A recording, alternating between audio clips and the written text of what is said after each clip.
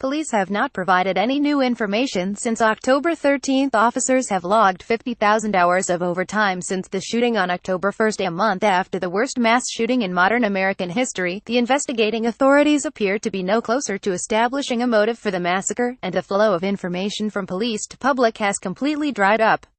What drove Stephen Paddock to commit his crime? Police and the FBI are dried up when it comes to fresh clues. In the immediate aftermath of the shooting, which has killed 58 and resulted in the injury of more than 500, the authorities provided regular updates.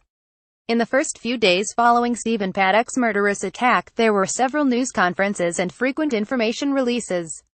At one point, investigating authorities released a timeline of the incident, but were then forced to correct it. Police Chief Joe Lombardo was regularly taking questions, appearing to answer them to the best of his ability, and things appeared to be moving fast initially. Highest-rated casinos in October 2017, but since the last official press briefing on October 13, there has been no new information, and even at that briefing, officers refused to answer questions.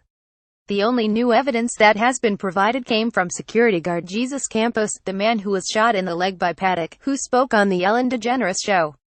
Ongoing case. According to Carla Alston, the Las Vegas Police Department's communications chief, there will be a briefing when the investigators have something to report.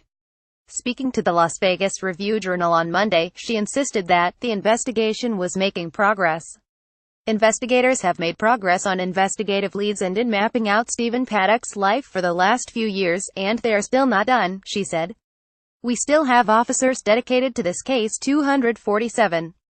It has been reported that officers investigating the case have logged more than 50,000 hours of overtime in the course of the investigation so far. Other reports have suggested that the FBI is going through the painstaking process of sorting through cell phone photos, videos and other electronic evidence as they try to establish what happened and why. But many questions remain, including whether hotel staff at the Mandalay Bay, from where Paddock carried out the shooting, had noticed anything suspicious, and exactly what items were recovered from Paddock's hotel room and his various homes. There is also some mystery over the role that the Bureau of Alcohol, Tobacco, Firearms and Explosives are playing in the case, which has now entered its 5th week. Want to try in casino? Choose an approved casino from our carry selected list. View casinos.